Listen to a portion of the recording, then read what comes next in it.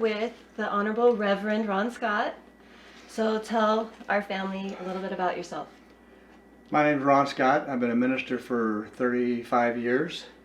I started out, basically like everyone else does in their childhood, going to churches that you didn't understand or didn't want to go to because family went to them and they said, you're going to church, you're going to Christmas Eve service, you're going to whatever.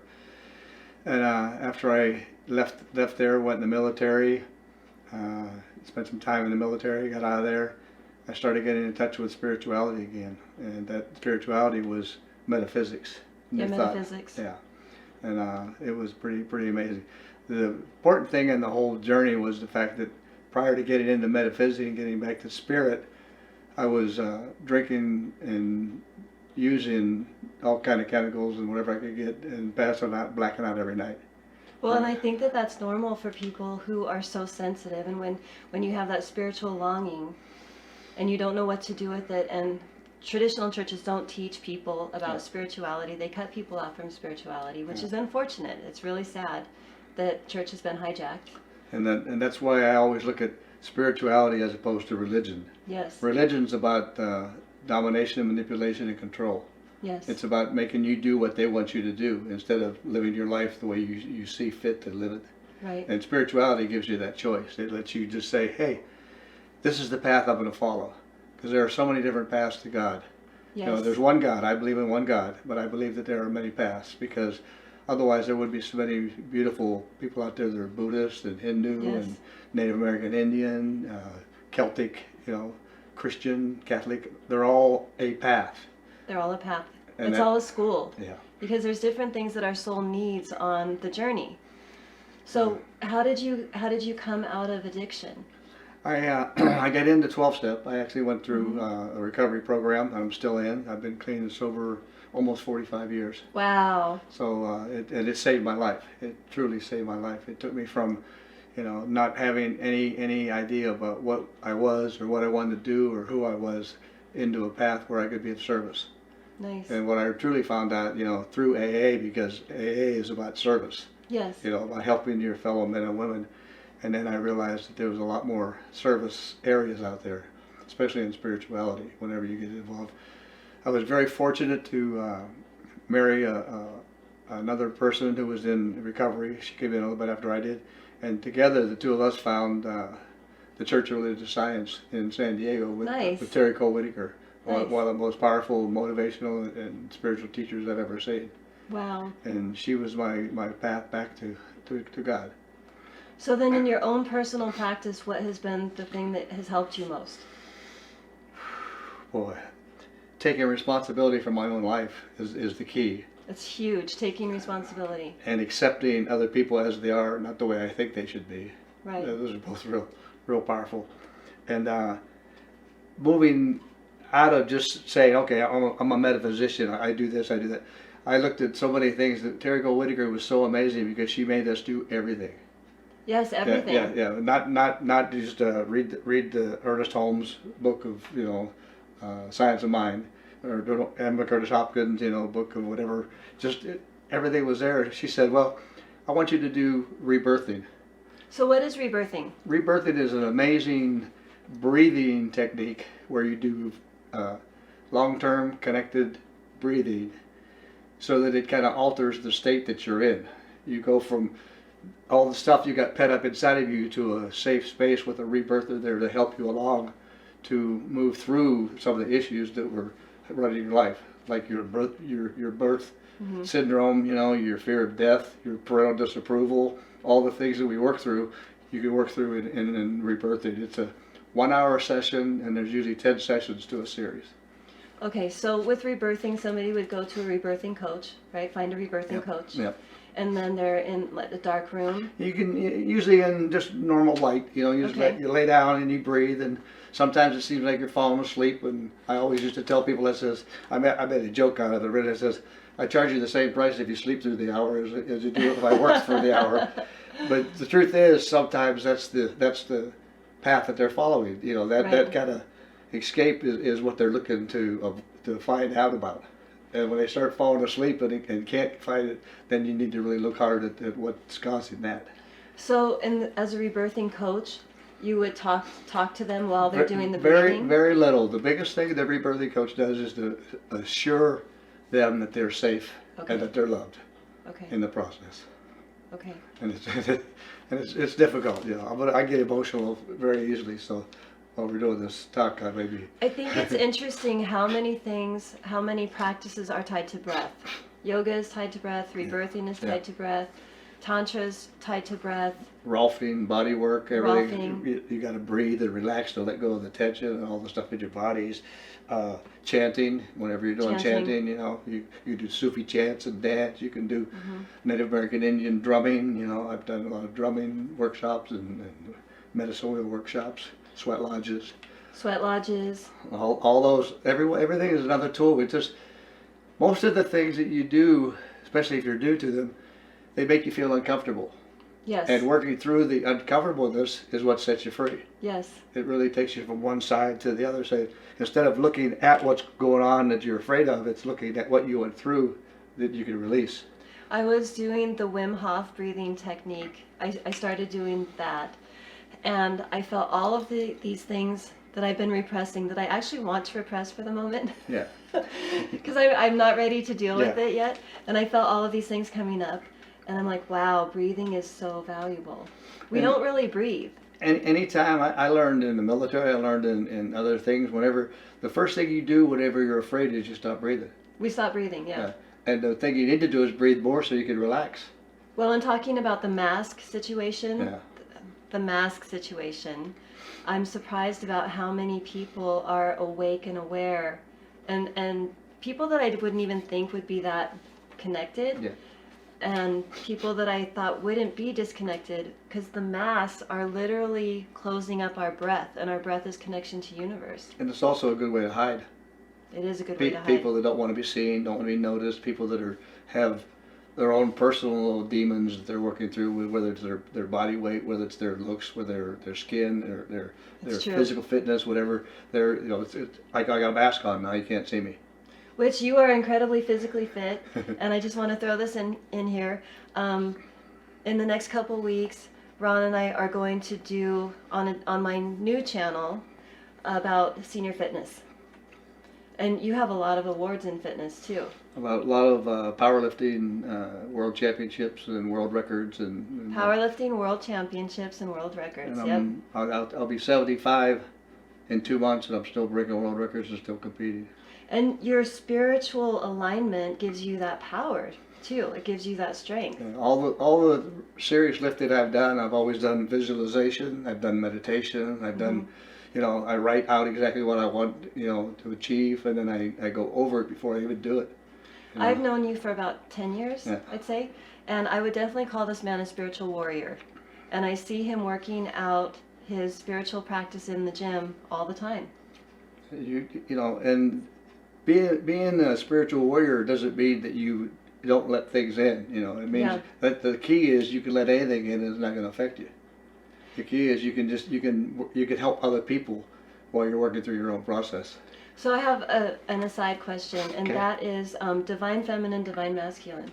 So you as a divine masculine, how do you view the feminine? Well, I found out early in my metaphysical life and my career that until I embraced the feminine, I was only half a person. Right. And when the feminine embraces the masculine, you become whole. It's the character you always see, the yin yang. Yes. It's got to be. They're. What I heard about it mostly is that they're opposites, but they're not in opposition to each other. No. It's supposed to be complementary. Right. So everybody thinks, well, this is this and this is this, white, light, and dark. Male, female. No, it's parts of the whole. Yes, and, I agree. And when you can bring the parts of the whole together, then you have more to work with, more to use in your life, so that you can expand even more. So how do you meditate? What's your go-to meditation? I love Native American Indian music and chanting and songs. Carlos Takai, one of the greatest flute players ever to play. I love his music. I love drumming music. Drumming is my way, more of a active meditation as opposed to sitting quietly. I cannot sit quietly, and I will never get to the place where there's nothing in my mind.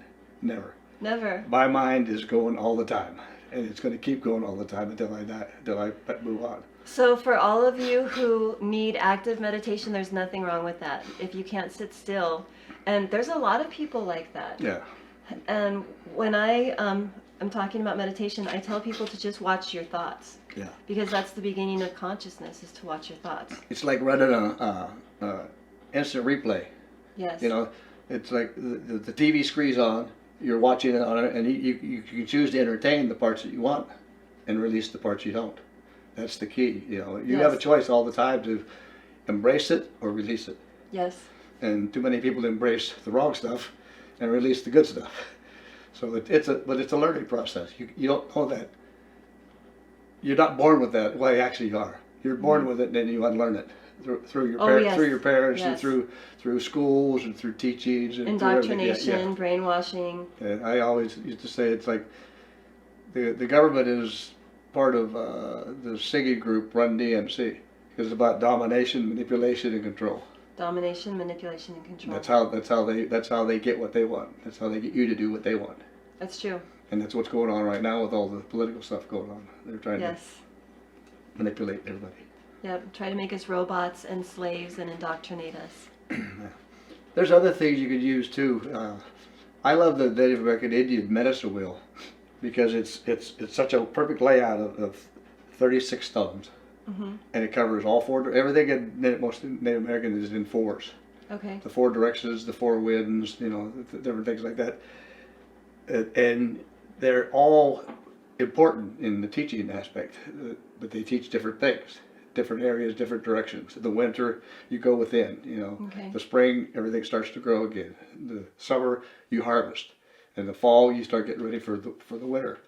I think that's one of the problems in modern society, is that we are not connected to nature, and our disconnection from nature causes us a lot of problems. So I personally haven't studied the Native American spirituality that much. And it's a sweat lodge is one of the most, like I say, the most powerful things I've ever done, because of the fact that it makes you so uncomfortable that you got, I mean, you got a good sweat lodge leader, and you got some serious rocks coming in there with the water being poured on them. And it's the point where the only place in the sweat lodge that you can actually breathe is laying flat on the ground. Wow. You sit up and it's like it burns, But it's not painful. It's not harmful. It's just awakening and awareness. So what happens inside of you? It's just kind of a purge and a detox? You just start bringing everything out that you're holding on to. It comes through your pores, comes through your mind, comes through your breathing. On every exhale, it's like, you're letting go of the stuff that you've been hanging on to that's been killing you. And that's one of the things that Spirit has definitely dealt with me about, is the fact that we do have to go through the pain. And you have to go through the pain like a warrior. You have to face it. You have to find the courage and the strength inside of you. And you allow it to just go through you. You let pain flow like water. You don't hold on to it. You don't repress it. You can acknowledge it and just let it continue to just flow through you. And when you deal with it, then it's no longer there. And when you start off on your path, or whenever you start off on releasing, and they go, it's okay to be a wimpy little kid, because you don't know. You don't know why you're doing it. You don't even know what the end result's going to be. But in the process of going through it, you keep earning and gathering and gaining more energy. Yes. And more momentum and more power. And as you get that power, the things that were causing you all the pain and the upset and the fear, start being released. Yes. And you can start looking at one of the things that I liked. I did Rolfing, which is extreme body work. Yes. There's Heller work, there's Rolfing, there's different techniques. But Rolfing is 10 sessions, and they work every part of your body where they're trying to release the stuff you've been holding. Yes. Because your body has a tendency to hold on to every pain, every upset, every trauma that you ever had. Yes. And it holds it in how you position yourself, the fascia tissue. Yes. If you had there are people that have stepped on a nail and still limp or walk funny, and that was 50 years ago or 20 years ago, because they never released that pain that was in that part of the body. Right. They never allowed themselves to heal. So that's really important.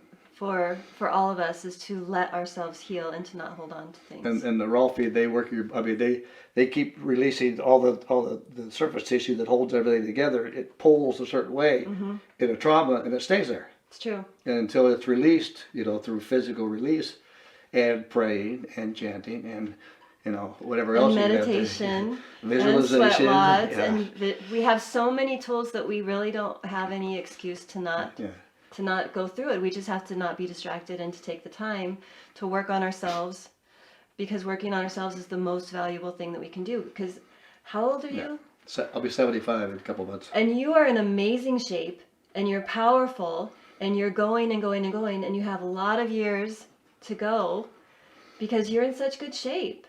You're in excellent condition because you've done the work, and you're doing the work. Yeah. And what I found out is I had to. Yeah, you have to. I got to the point where I couldn't move forward. I couldn't move backwards. I was stuck where I was at. Yeah. I was stuck in my addictions. I was stuck in my prejudice. I was stuck in my bigotry. All the things I grew up being. I had to go. We did a AIDS support ministry for 7 years in West Hollywood. Oh, beautiful. And as part of the Church of Religious Science, we were the first church to actually accept and realize that we were part of the solution. Yes. And we had, out of 500 members of our church, we had 146 people die in a 5-year period of AIDS. So That's hard. So we did support groups for people with AIDS, with their partners, with their parents, with everybody, And it's like, when we first started, the doctors were telling everybody that was diagnosed with AIDS that they were going to die in 6 months. That's what they were telling them. Yeah. And they weren't. So they'd quit their job, spend their money, sell their house, and then a year later they were alive, and they had nothing to work with. Yes. So because they were listening to people that didn't know. No. We were on the front lines. I mean, we were right there with the very first support groups for people with AIDS in LA. Wow. And it was, I've done probably 30 or 40 funerals, memorial services, for people that died of AIDS. And I watched fathers who had disowned their son and threw him out of the house come back 20 years later to their memorial service that hear 20 or 30 or 100 people talk about what a wonderful person it was. Wow. Oh my goodness. That's horrible. That's horrible. And for what reason? Just because, they choose to love somebody.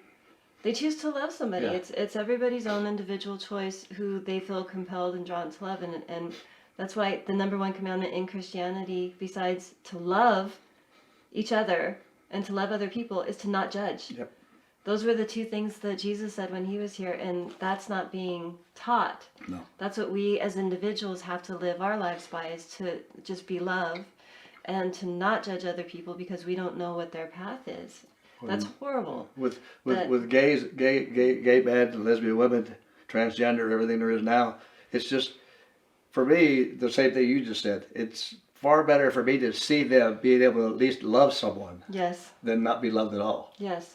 And be loved back in the process. Whether they're the same sex or whatever else, it doesn't matter. No, it doesn't matter. What matters is they found somebody that actually loves them. Well, I do know that in Native American teachings, that same-sex couples are called twin spirit. Yeah. And they're held in high regard. The twin spirit is held in high regard.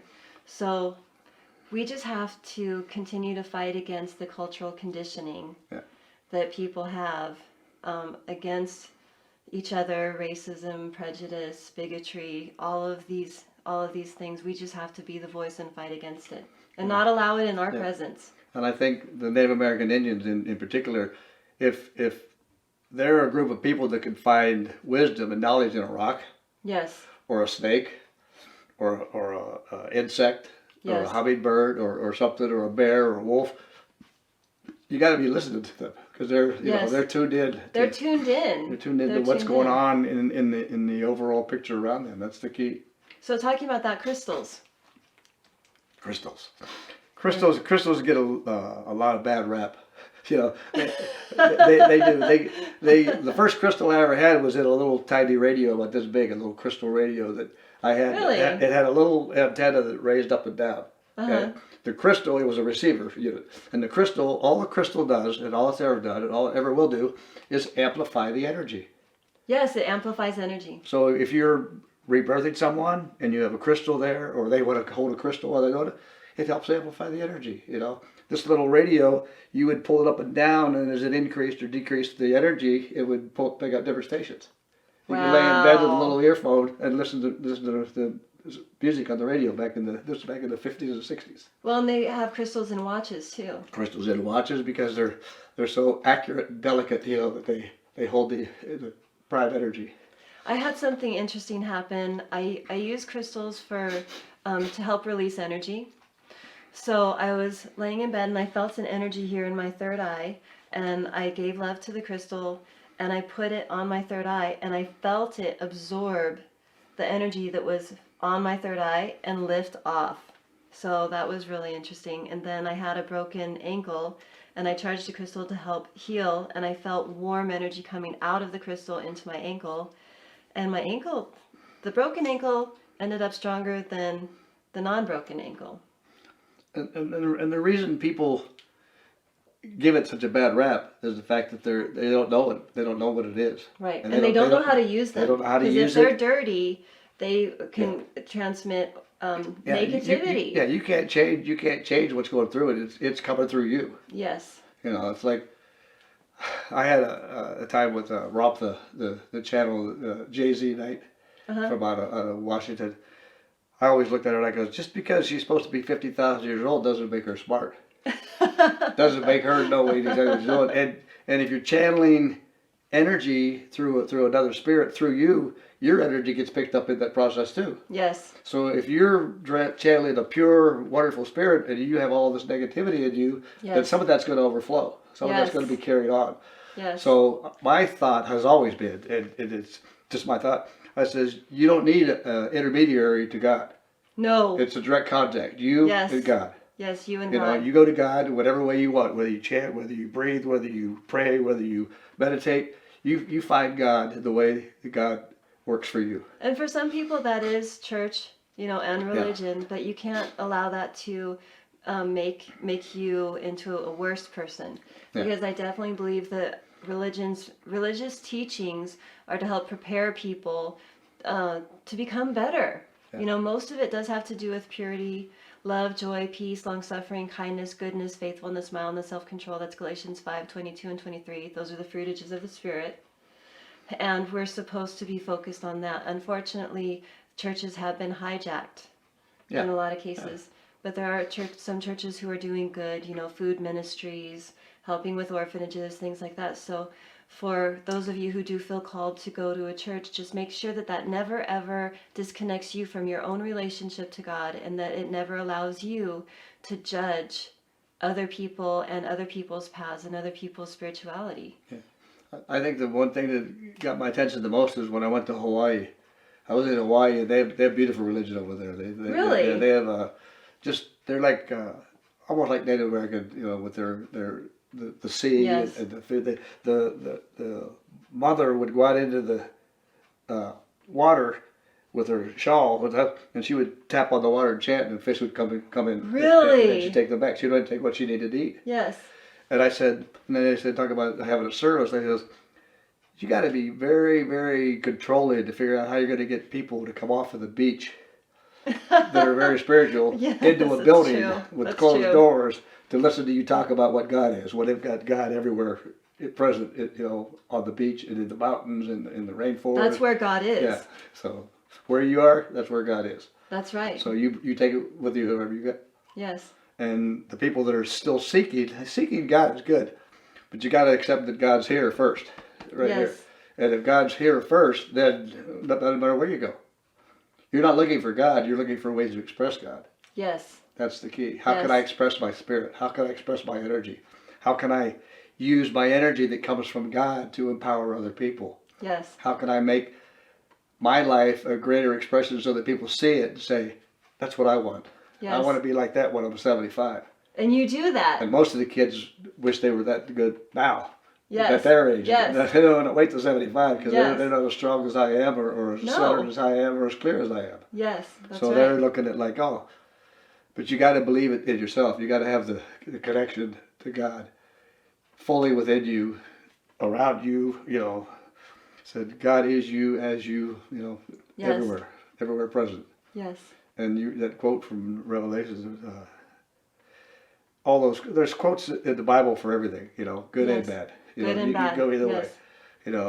I can do all things through Christ who strengthens me. Yes. And I don't have to necessarily use Christ all the time, because I believe there's more than one path and there's more than Yes. one way, but through God. Yeah. The God in me greets the God in you. Yes. That's a Sufi chant. Whenever you're doing a little dance, you can do that. It's kind of fun.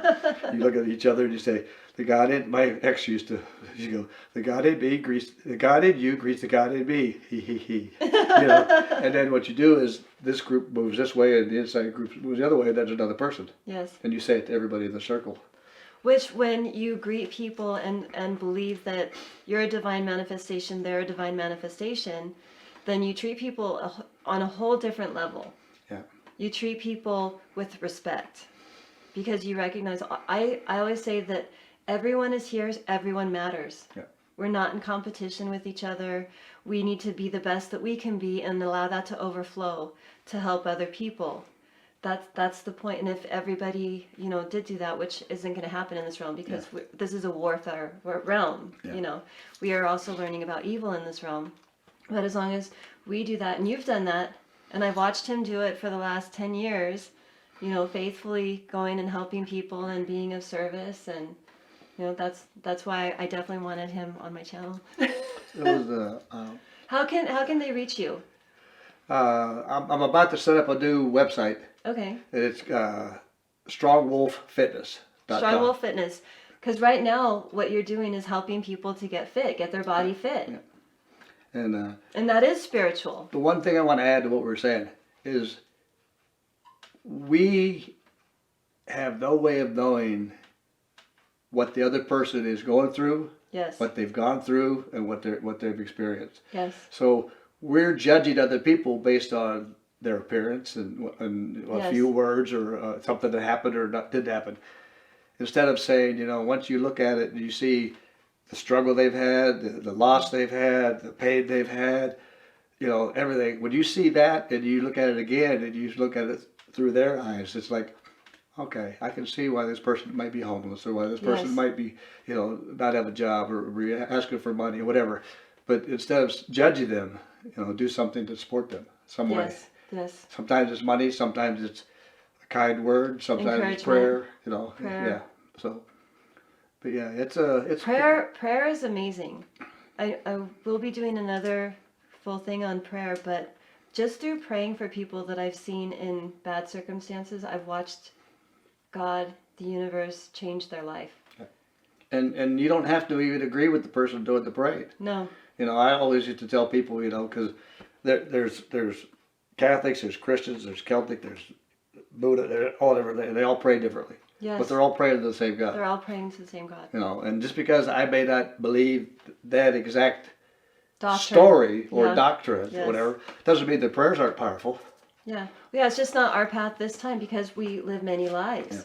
So I'm sure you, as a Native American in other lives. Speaking of other lives, Yes. past life regression. Past life regression, so important. That's so valuable. I've told you a little bit about it, but it's like we all want to think that we're reincarnated or come back as something. And that brings up a point.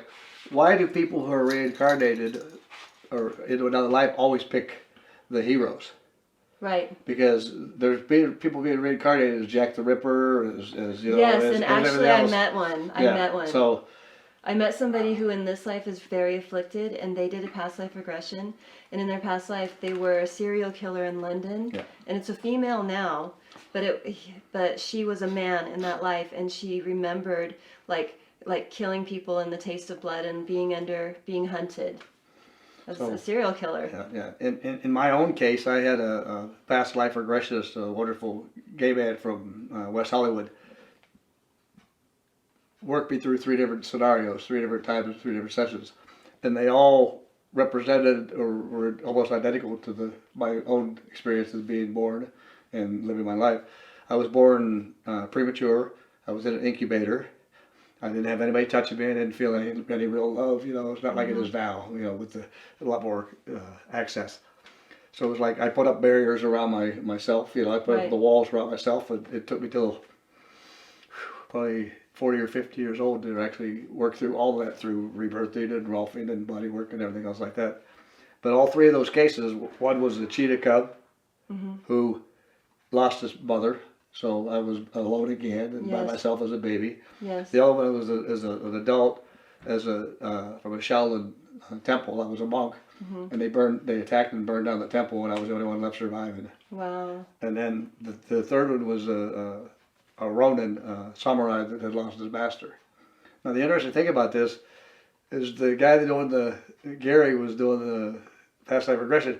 He said I was actually speaking the language of the monks, and I think I don't even know what that is. Right. But I was speaking it out loud. And he was asking me, he says, "You know, this language?" I said, "No." He goes, "Well, you were speaking it." Yeah, you know, kind Wow. of recording. It's like, And that's when you know that you went deep. yeah. So You went deep. and it's just it's not you don't look at a past life to say, well, I did this or I did that. You look at it as, oh, that's where I learned that. Yes. That's how I got those ideas. Yes. That's where that came from. Yes. So that once you learn where they come from and how you got them and how they're embedded into your psyche and everything, Yes. then you have a chance to release them. Yes. So that I can take those walls away from my heart, and Yes. let somebody in that actually Yes. loves me, Yes. and be accepted. Yes. Because all we're looking for love. We're looking for somebody to love us, and we can't have anybody love us till we love ourselves. That's true. You know? And I also think that sometimes on that path, our own relationship with Source and with the divine has to be so powerful that other people aren't an idol. Yeah. Too.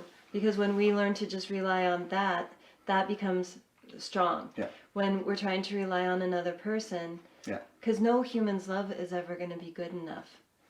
Yeah. That no one can save us. We have to be able to save ourselves, and then we can spread that out to other people. Yeah.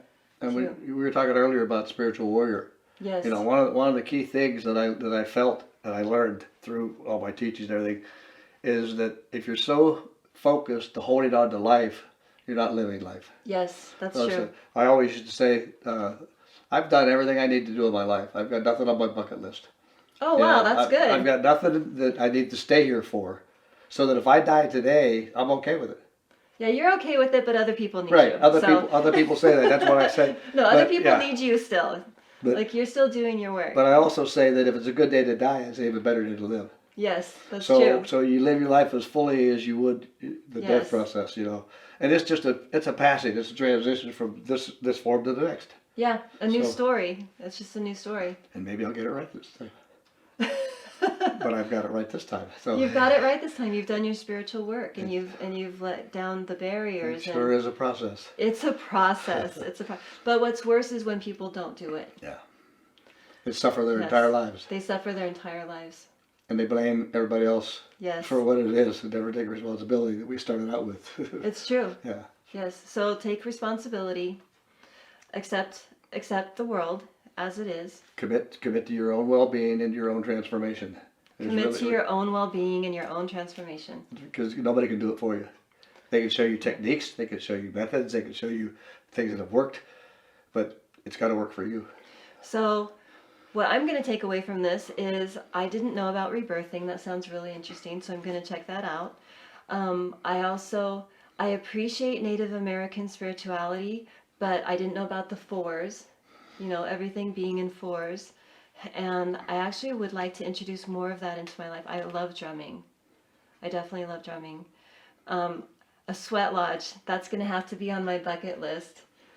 So to be really uncomfortable. You come out the other side of that, you would just be like, wow, wow. And the thing about a proper sweat lodge, you do it with a good lodge leader, is you're actually chanting and drumming in the sweat lodge. Oh, that sounds like fun. So that kind of carries you through. Yes. It gives you a focus, so you can quit focusing on the heat and the Yes. temperature. And some lodges, they're real intense, and you go in, you stay, and you do it. They do 4 rounds. Okay. They do prayer. They do prayer for yourself, prayer for others, prayer for the world, and then whatever else you need to pray for yourself. Wow. And you do that. Everybody goes around. If you want to pray, you pray out loud. If you don't want to pray out loud, you pray in silence. Okay. and then you go out of the lodge. Some lodges, they do 2 rounds and they take a break. They step out of the lodge, cool down a little bit, get a drink of water, go back inside. Some places they let you go out. If you get too overwhelmed, you can go out. Other places you're required to stay. Okay. You can choose the way you want to do it. Okay. And then we have meditation, past life, regression, crystals. One thing we didn't talk about was chakras. Chakras! We have to talk about chakras. Okay, we'll finish up with chakras. Okay. You know, the 7 power centers, the 7 centers Yes. in the body, you know, starting with the crown chakra that opens up directly to the spirit, working down through the third eye, through the throat chakra, communication, into the heart chakra, into basically the power center, you know, where your Solar where chi plexus. is, your solar plexus, maybe a little bit right below that, you know, and then your base chakra, you know. Yeah, our base chakra, root chakra. Root chakra.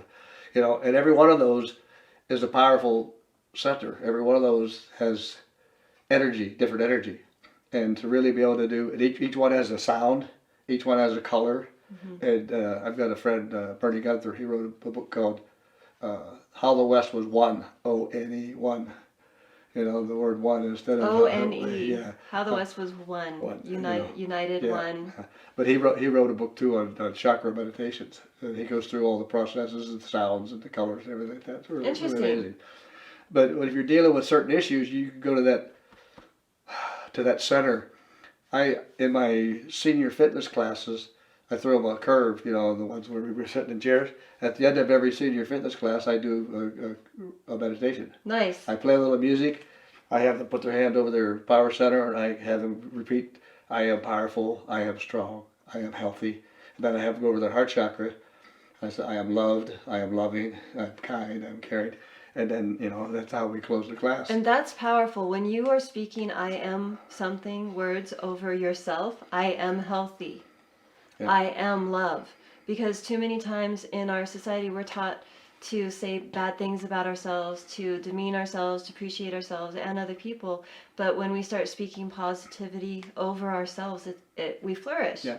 And when we're not saying I am, we're always giving the credit to somebody else. Yes. You know, we're saying, well, I can't do this without you. Yes, you can. I'm just Yes. showing you how to do it so you can do it on your own. Yes. I don't ever want to be, like when I do personal training or coaching as a powerlifting coach, I don't want to be there for every session to make you follow what I'm saying. I want you to Right. learn how to do it. Yeah, how to do it. Yeah. Be empowered. Yeah. That's that quote we've heard how many million times, you know, give a person a fish, you feed it for a day, teach Yes. them how to fish, you feed it for life. Yes. You know, you got to teach them how to do it for themselves. Yes. And, you know, what you're doing, what I'm doing, hopefully we're teaching people how to take the tools. You know, I don't expect Yes. everybody that watches this to agree with me. You know, someone may not. But Yeah, I don't have it doesn't anything. matter. I don't have anything invested in that. Yes. You know, that's up to them. That's their Well, we're choice. just planting the seeds Yeah, out there. yeah. So if I give some information out there, we've covered probably 10 or 15 different ways that you can empower yourself to be more than you are already. Yes, that's right. And you got to choose the tools. Yeah, because some tools resonate with some people and some tools resonate with other people. Yeah. Or it's just where you're at in your life. It's like silent meditation. That ain't going to happen with me. You need active, moving meditation. And I understand that, you know. That's why I with like drums. to get them Yes. drums flowing. I'll show you my drums here in a little bit. I got some beautiful drums here. Nice. Yeah. So anyway, yeah, I think we've covered quite a bit of Yes, we have. information, quite a bit of... So I like to end with a prayer for them. So I would like you to pray because Okay. they've listened to me pray a lot. Okay. Okay? Okay. For people. Oh, great spirit, powerful energy, love, acceptance, divine beingness. I know and accept right now that whatever we did here today has a purpose, has a meaning, and has a result. That result is to open people's eyes, to let them see other avenues that they may not have chosen before that are available to them now. They can pick and choose and use whatever works to make them a greater expression of themselves fully. A greater expression of spirit through them, and that in turn empowers them to empower other people. We're here to make a difference on this planet. We don't just take up space. We share our knowledge, our love, our beingness so that other people are inspired and can move forward using that energy. I give thanks for that. I know it's the truth. I give thanks to Amy Angel for being here with me and for allowing me to do this. And so we let it be. Amen. Amen. Amen. Thank you, family. We're going to be doing a senior fitness video on my other channel. I will let you guys know when that happens. And thank you, Ron. I love all of your knowledge and all of your information. And I have more stuff, more spiritual work that I got to do now. Sweat Lodge, here I come. Thank you. God bless. God bless. Namaste. Namaste.